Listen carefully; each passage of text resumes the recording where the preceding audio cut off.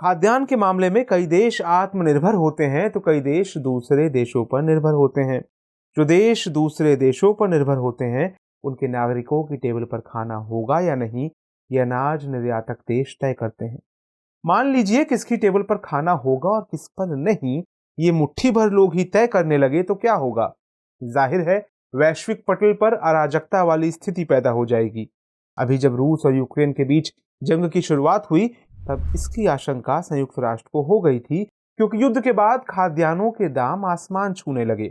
चूंकि रूस और यूक्रेन कई अनाजों खास करके गेहूं के बड़े उत्पादक देशों में से हैं, लिहाजा युद्ध के चलते उसके अनाज निर्यात में रुकावट से बड़ी समस्या पैदा हो सकती है। इसलिए संयुक्त राष्ट्र की कोशिश से इसी साल जुलाई में काला सागर अनाज पहल पर रूस और यूक्रेन ने दस्तखत किए। मगर अभी हाल ही में रूस ने इस समझौते को निलंबित करने का ऐलान किया। हालांकि बाद में उसने अपना निलंबन वापस ले लिया, लेकिन इससे रूस ने फिर से कई विवादों को जन्म दे दिया। नमस्कार, दुनिया इस हफ्ते के नए एपिसोड में आपका स्वागत है। मेरा नाम है नील। आज के इस रविवार ये विशेषांक में हम समझेंगे कि खाद्य संकट के क्या कारण हैं, अनाजों के निर्यात के लिए समझौते की जरूरत क्यों पड़ी, रूस ने इस समझौते से निकलने का ऐलान क्यों किया, इस पर भी बात करेंगे। लेकिन पहले ये समझिए कि इस अनाज समझौते में काला सागर का नाम क्यों जुड़ा है। काला सागर नाम आ गया है तो मैप पर ध्यान दीजिए, एटलस खोलिए। काला सागर से लगी तटरेखा रूस और यूक्रेन दोनों देश साझा करते हैं। दोनों देश काला सागर के जरिए आयात निर्यात करते हैं।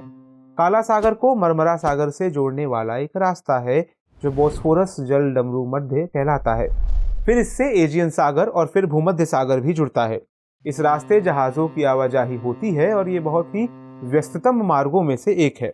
क्योंकि काला सागर से सीमा साझा करने के साथ साथ क्रीमिया भी अब रूस के कब्जे में है, ऐसे में काला सागर से रूसी और यूक्रेनी जहाजों की आवाजाही पर हमले हो सकते थे। ऐसी ही किसी स्थिति से बचने के लिए अनाज निर्यात समझौता किया गया। चूंकि इसमें काला सागर की बड़ी भूमिका है, इसलिए इस समझौते को काला सागर अनाज पहल नाम दिया गया। ये समझौता क्या था, इसमें क्या क्या बातें थी, उन्हें भी जान लीजिए। दरअसल जब रूस यूक्रेन के बीच जंग छिड़ी तब तमाम तरह के आयात निर्यात पर लगभग अंकुश ही लग गए थे। लेकिन इससे दुनिया भर में खाद्य पदार्थों की कीमत में उछाल आ गया। करोड़ों टन अनाज विभिन्न स्तरों पर भंडार गृहों में अटके पड़े थे। इससे वैश्विक खाद्य पदार्थों में अस्थिरता और दिवालिया होने के कगार पर पहुंच चुके विकासशील देशों में अकाल की स्थिति पैदा हो रही थी। रूस यूक्रेन गेहूं के साथ साथ तेल और फर्टिलाइजर्स भी निर्यात करते हैं। वहीं ऐसे में खाद्य उत्पादों और फर्टिलाइजर्स की उपलब्धता पूरी दुनिया के लिए सुनिश्चित किए बिना वैश्विक खाद्य संकट का कोई समाधान नहीं था। लिहाजा संयुक्त राष्ट्र के महासचिव एंटोनियो गुटेरेस ने दोनों देशों के बीच काला सागर अनाज निर्यात समझौता करवाया। तुर्की के शहर इस्तांबुल में रूस और यूक्रेन ने दस्तखत किए। इस दौरान गुटेरेस और तुर्की के राष्ट्रपति रेसेप तैयप अर्दोआन भी मौजूद रहे। इसमें तुर्की को भी एक पार्टी बनाया गया। मूल रूप से इस समझौते का मकसद यूक्रेन के बंदरगाहों से अनाज और खाद्य पदार्थों का सुरक्षित परिवहन करना है। ये समझौता यूक्रेन के 3 बंदरगाहों युजनी, चेर्नोमोर्स्क और ओडेसा और तुर्की के जल क्षेत्र के बीच एक गलियारा स्थापित करता है। ये वो 3 बंदरगाह हैं जिनके जरिए यूक्रेन अपने 50% सामानों का निर्यात करता है। वैसे यूक्रेन अपने कृषि निर्यात का लगभग 75% काला सागर पर स्थित बंदरगाहों के जरिए करता है। सवाल है कि ऐसा क्या हुआ होगा कि रूस ने इस समझौते को तोड़ने का ऐलान कर दिया। असल में समझौता 120 दिनों की अवधि के लिए ही किया गया था। तय हुआ था कि नवंबर के बाद इसका या तो विस्तार किया जाएगा या फिर खत्म कर दिया जाएगा। ऐसे में अभी यूक्रेन इस समझौते के विस्तार पर जोर दे रहा था, लेकिन रूस ने अचानक ही इससे बाहर निकलने का ऐलान कर दिया। रूस के मुताबिक क्रीमिया प्रायद्वीप में रूस के काला सागर बेड़े के जहाजों पर यूक्रेन ने हमला किया। असल में रूस को क्रीमिया से जोड़ने वाले पुल पर हाल ही में एक हमला हुआ था। इससे ये पुल बुरी तरह क्षतिग्रस्त हो गया था। रूस ने इसका जिम्मेदार यूक्रेन को बताया। हालांकि यूक्रेन ने हमले से इनकार किया है। इसलिए रूस ने अनाज निर्यात समझौते को तोड़ने का ऐलान कर दिया। रूस के इस ऐलान के बाद अमेरिका ने कड़ी प्रतिक्रिया दी है। राष्ट्रपति जो बाइडेन का कहना है कि रूस अनाज को हथियार के तौर पर इस्तेमाल कर रहा है। अमेरिका ने रूस के इस कदम को अपमानजनक बताते हुए इसे भुखमरी और संकट पैदा करने वाला बताया। बाइडेन ऐसा क्यों कह रहे हैं, अब इसे भी समझिए। असल में रूस दुनिया का सबसे बड़ा गेहूं निर्यातक देश है। यूक्रेन और रूस मिलकर दुनिया के 1/4 गेहूं का निर्यात करते हैं। आप ये समझिए कि यूरोप, अफ्रीका और एशिया के करोड़ों लोगों की टेबल पर क्या होगा, ये रूस और यूक्रेन मिलकर तय करते हैं।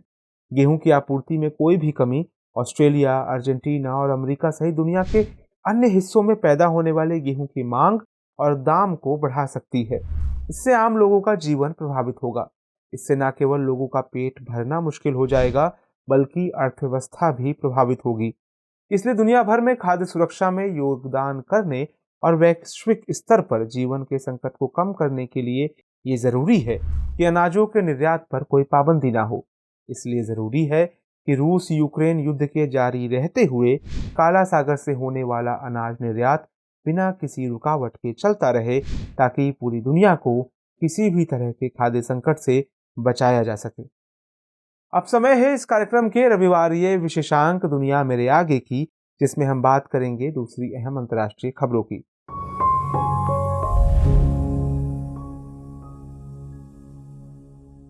पहली खबर में रूस यूक्रेन युद्ध की वजह से दुनिया के कई देश रूस के खिलाफ हो गए हैं, लेकिन भारत ने कुछ मामलों में अपनी तटस्थता बनाई हुई है। हाल ही में भारतीय विदेश मंत्री एस जयशंकर ने घोषणा की है कि भारत रूस से तेल खरीदना जारी रखेगा। अपने रूसी समकक्ष सेर्गेई लावरोव के साथ बातचीत के दौरान उन्होंने ये घोषणा की। गौरतलब है कि तेल और गैस के मामले में भारत दुनिया का तीसरा सबसे बड़ा उपभोक्ता है। ऐसे में भारत को तेल के अंतर्राष्ट्रीय बाजारों तक अपनी पहुंच बढ़ाना बेहद जरूरी है।